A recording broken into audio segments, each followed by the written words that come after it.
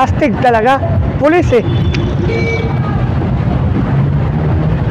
Pulis ka na nga.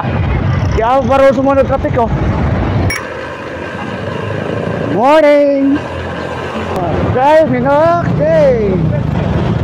Yo yo yo yo yo yo. Oh, stoplight, traffic. So, kailangan ganito traffic. Kuminto ka. Kung ano. Advantage na nakabike, lulusot kahit saan.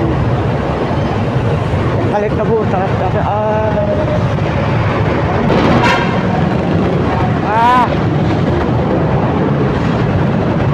maabot para sa finish line. Kamuti pa naman yan. Nasa gilid ka na, gigit-gitin ka pa. Namatang!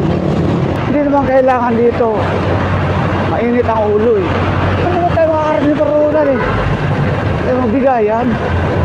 Ano pinaka-advantage sa nagbabike? Hawak mong oras, wala kang gasolina, tibay lang ng tuhod, mataas ang resistensya ng katawan, disiplina sa sarili, kumain ng tama, baon ng tubig.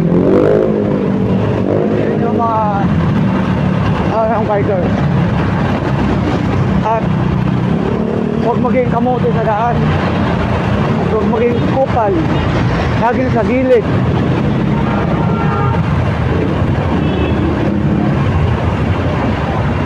Advantage ng biker, kahit traffic pwede makadaan,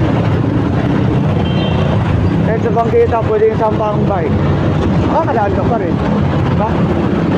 Yun yung pinaka-advantage sa biker. Kahit saan ka pwede naman, pwede ka mag-counterflow basta maluwag, lusot, diba? Sabi yung daanan, pag stoplight, tuminto ka, huwag kang bukal.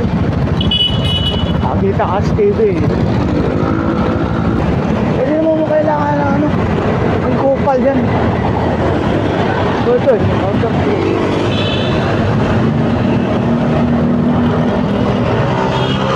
tama signal, pasok ng pasok, kamuti talaga yan.